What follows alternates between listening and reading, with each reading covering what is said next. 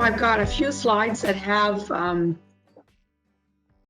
resources that you can look at, and we'll flip those through quickly and then I'll take questions. This is the Alzheimer's Society of Canada's website. They have a whole section on living well. Most of this information comes from people living with the disease. This is an amazing site out of Waterloo, and it's a part of a research study.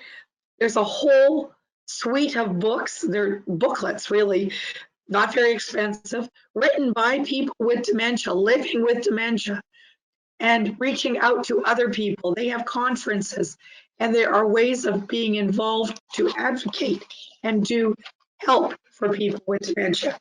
Next one has to do with, this is finding your way. Sadly, one of the things as the disease progresses, people have missing incidents. You've probably heard a lot of people who have gone missing. This is a website devised about 6 years ago for people living with dementia and their care partners. It's in multiple languages. So you can get it in Punjabi, you can get it in Cantonese, you can get it in Mandarin, I can never say it, Tagalog, I think the Filipino language, in Spanish, in Italian. So these resources are available, basic things about the disease. You can do an online course if you're someone working with people with dementia. All of this free. And there's an interactive resource guide that's on there too. All of these things for free. And I took a little bit bigger view. I looked at the United States. This is a great website, and that's where I got that wheel from. And then the last one is also an Australian website, which I really rather like that website. That woman there is living with dementia.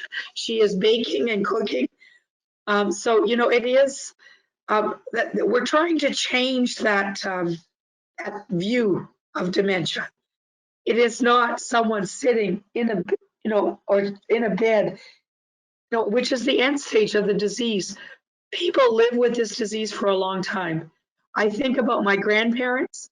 My grandfather's journey started at about 63 and ended at 81.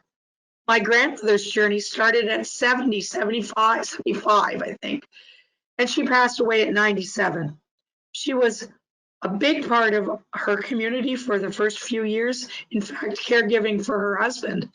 And then when she came to live with our family, we had 10 years of her living well.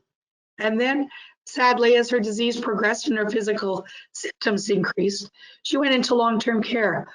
And I will tell you that long-term care, she wasn't always the easiest patient, but she was one that people knew, paid time, spent time with her.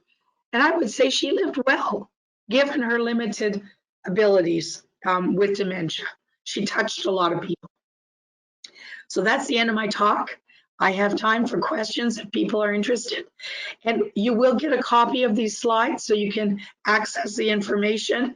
I included at the end of the slides, after this, we're not going to go through them, things on warning signs and the progress of the disease.